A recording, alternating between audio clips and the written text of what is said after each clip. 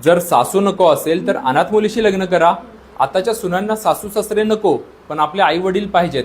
अरे सासू सासरे पण कोणाचे तरी आई बापच आहेत. काय फक्त सुनेलाच तिच्या आई वडिलांनी मोठं केलंय आणि त्या बिचाऱ्या सासूने नाही का आपल्या मुलांना कष्टाने वाढवलं? का ती भीक मागून मोठी झाली आहेत?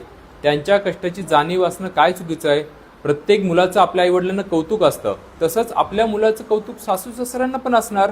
पण सासू सासऱ्यांचे विचार म्हणजे आमच्या संसारातली लुडबुड, पण सुनेने आपल्या आईला घरातलं सगळं सांगायचं. ती लुडबुड नाही, तो म्हणजे आईचा बहुमूल्य सल्ला. सून स्वतः तासनतास आईशी बोलणार, पण सासू स्वतःच्या मुलीशी बोलली तर हिला वाईट वाटणार. अरे पण सासू तर सुनेसाठी झाली, पण ती आधी आपल्या मुलाची आई आहे का? तिची मुलं तिने देवाला सोडली आहेत. मुलांमध्ये तिचा जीव नाही गुंतणार तर कोणामध्ये गुंतणार? आणि सासरच्यांनी सुनेच्या घरच्यांना मान द्यायचा, पण तसा मान सुनेने कधी सासरच्यांना दिलाय का? आणि जर तुम्ही याला स्त्री स्वतंत्र म्हणत असाल ना, तर आमच्या भाषेत त्याला स्वैराचार म्हणतात. आणि स्वैराचारी माणसाला त्या क्षणी सगळं गोड वाटतं, पण एक दिवस त्याला त्याच्या वागण्याची परतफेड नक्की मिळते.